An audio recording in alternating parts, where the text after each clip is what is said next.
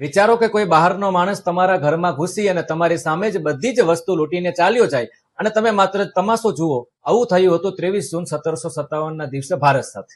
અંગ્રેજોએ કોલકાતામાં એક વેપારી કોઠીની સ્થાપના કરી અને જેનું નામ હતું ફોર્ટ વિલિયમ. અને એ સમયના બંગાળના નવાબ સિરાજ ઉદ્દૌલાની પરવાનગી લીધા વિના એને વેપારી કોઠીની ફરતે એક કિલ્લેબંધી કરી. અને બંગાળના નવાબને આ ન ગમ્યું અને નવાબે 20 જૂન 1756ના દિવસે એ વેપારી કોઠી ઉપર હુમલો કરી અને એ વેપારી કોઠીને કબજામાં કરી. અને મદ્રાસમાં આવેલી એક વેપારી કોઠી કે જેનું નામ છે સેન્ટ જ્યોર્જ, આ સમાચાર ત્યાં પહોંચ્યા. કંપનીએ એક નાનકડું સૈન્ય રોબર્ટ ક્લાઇવના નેતૃત્વ નીચે બંગાળ મોકલ્યું અને ત્યાર પછી પ્લાસી નામના મેદાનમાં 23 જૂન 1757ના રોજ પ્લાસીનું યુદ્ધ થયું કે જેમાં ઈસ્ટ ઇન્ડિયા કંપનીની જીત થઈ અને સિરાજ ઉદ્દૌલાની હાર થઈ. પ્લાસીના યુદ્ધથી જ કંપનીએ ભારતમાં શાસનની શરૂઆત કરી હતી અને ઈસવીસન 1818 સુધીમાં કંપનીએ આખા ભારત ઉપર કબજો કરી લીધો. શું તમને ખબર છે કે અંગ્રેજોના 3000 સૈનિકોની સામે બંગાળના 50,000 સૈનિકો કઈ રીતે હાર્યા?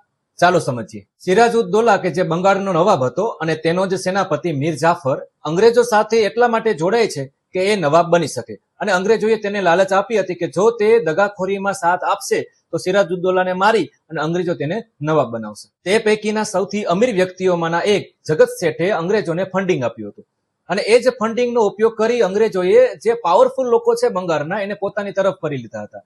અને જ્યારે યુદ્ધમાં સિરાજ ઉદ્દૌલાને આ બધા લોકોની જરૂર પડી હતી ત્યારે તેને સાથ નહોતો આપ્યો. અને 23 જૂન 1757ના દિવસે જ્યારે યુદ્ધ થયું ત્યારે સિરાજ ઉદ્દૌલા એકલો પડી ગયો હતો અને આ યુદ્ધ માત્ર અડધા જ દિવસમાં પૂરું થઈ ગયું હતું અને સિરાજ ઉદ્દૌલાને મારી નાખ્યો અને મીર જાફરને બંગાળનો નવાબ બનાવ્યો. સૌથી મોટી આશ્ચર્યની વાત તો એ છે કે જ્યારે રોબર્ટ ક્લાઇવ આ યુદ્ધ જીતી અને ત્યારની બંગાળની રાજધાની મુર્શિદાબાદમાં આવતો હતો ત્યારે એ સિટીમાં લાખો ભારતીયો રોડ ઉપર ઉભા હતા.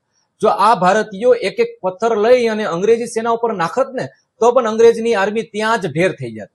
પણ લોકો એક રાજા બદલવાની વિધિ સમજી અને તમાશો જોઈ રહ્યા હતા.